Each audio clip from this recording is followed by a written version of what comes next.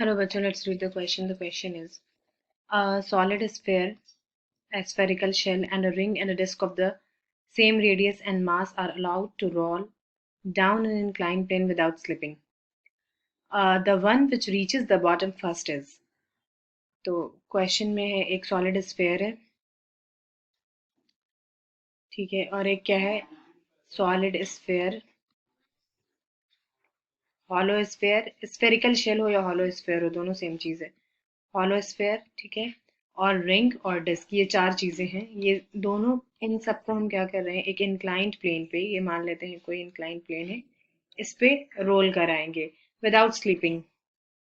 Rolling motion में sleeping मतलब ये होता है कि जैसे ये कोई बॉल है, ये रोल कर रहा है और ये फिर यहाँ रोल करके यहाँ आया और ये थोड़ा सा लीनियर आगे बढ़ गया, इसको स्लीपिंग कहते हैं। तो ये विदाउट स्लीपिंग सिर्फ रोल कर रहा है, तो हमको ये निकालना है कि सबसे पहले जो बॉटम में, यहाँ से बॉटम पे सबसे पहले कौन आएगा, ठीक है। So let's discuss the key concepts.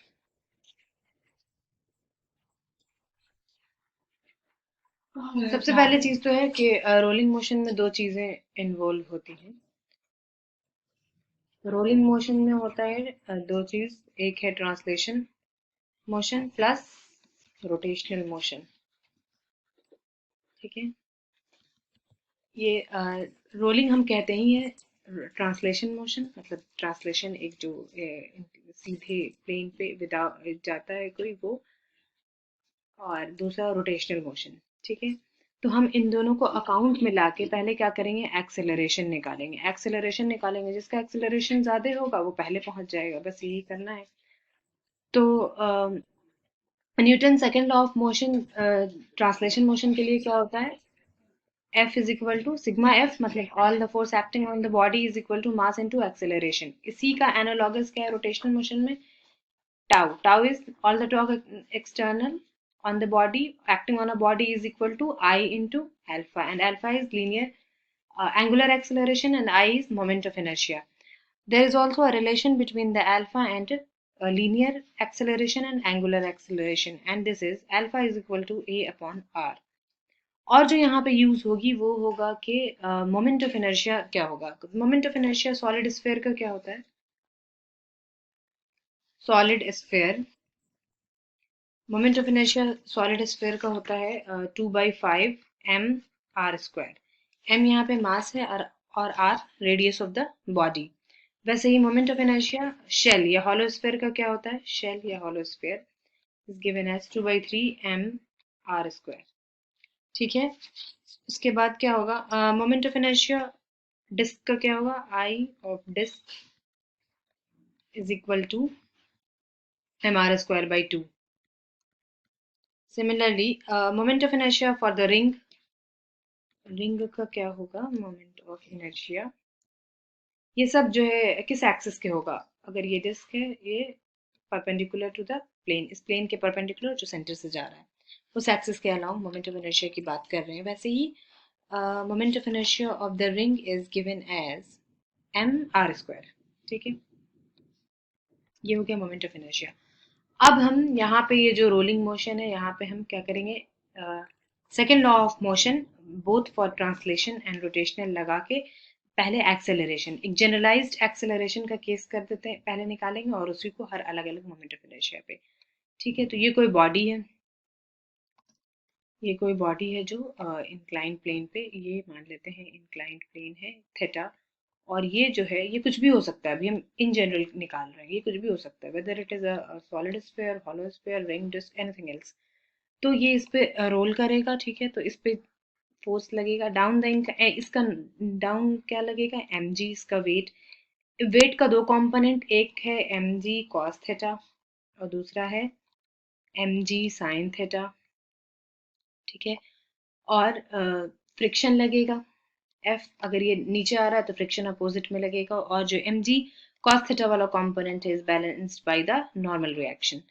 तो अगर हम पहले डाउन द इंक्लाइन के लिए ट्रांसलेशन मोशन का इक्वेशन लिखें, ट्रांसलेशन जो मोशन होगा उसका इक्वेशन लिखें, तो is given as sigma F is equal to M A होता है तो एम जी साइन थीटा, अगर ये वाला डायरेक्शन हम पॉजिटिव माने तो M G sine theta minus F is equal to M into A.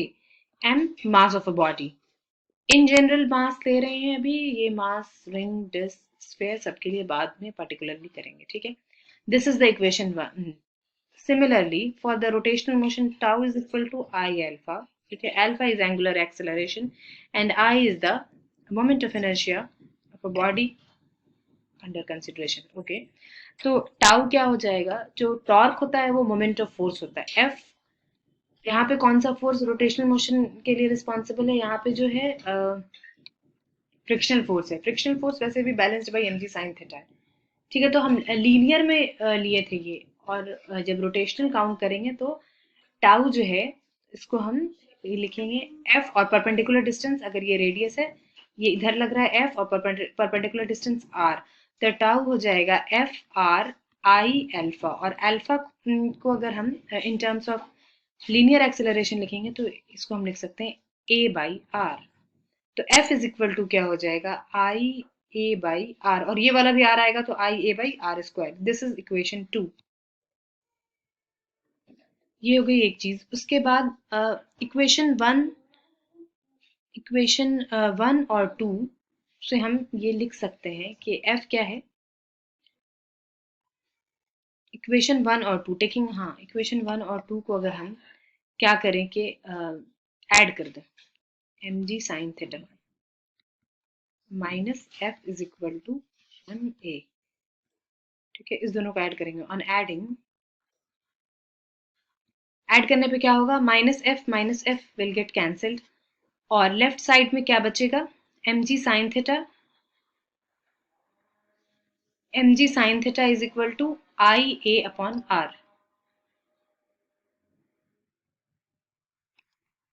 I A upon R plus right hand side में इधर एम ए था, I A upon R square plus M A, ठीक है।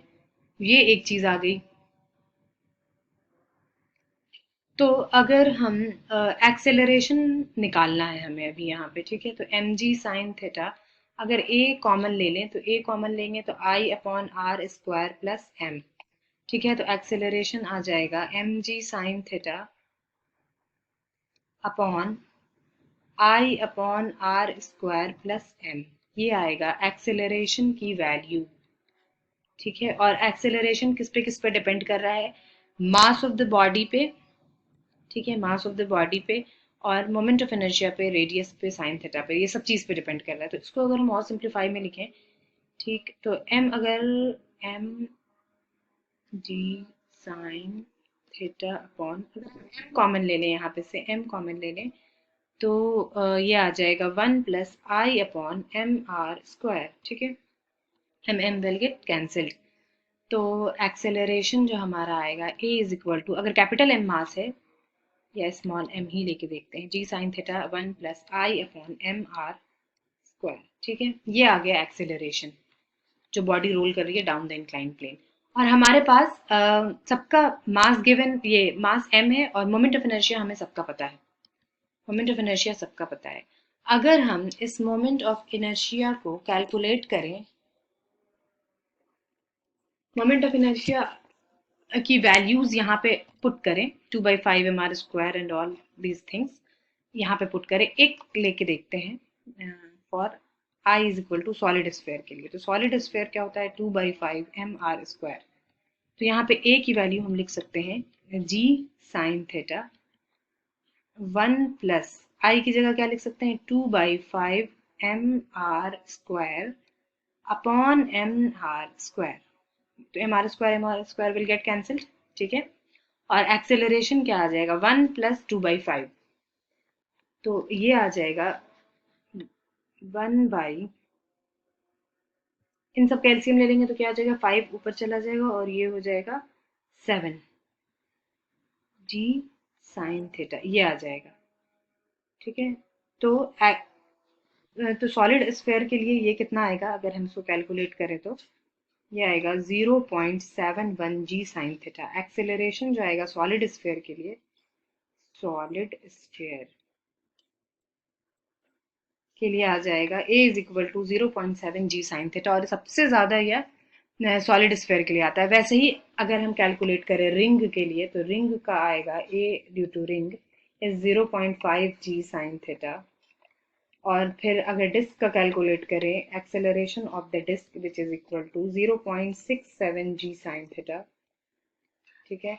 और वैसे ही hollow sphere का अगर हम करें, या शेल शेल है यहाँ पे, hollow sphere and shell is the same, shell is the same thing, 0.6 G sine theta. ठीक है। तो हम यहाँ पे देख सकते हैं कि सबसे ज्यादा किसका आया, सॉलिड स्फेयर का। ठीक है, सॉलिड स्फेयर का सबसे ज्यादा आया, एक्सेलरेशन 0.71 आया था, 71 जी साइन थीटा। ठीक है, तो सबसे पहले जो है वो बॉटम पे जो पहुंचेगा वो solid sphere. So the option 1 will be the correct. I hope you will understand. Thank you.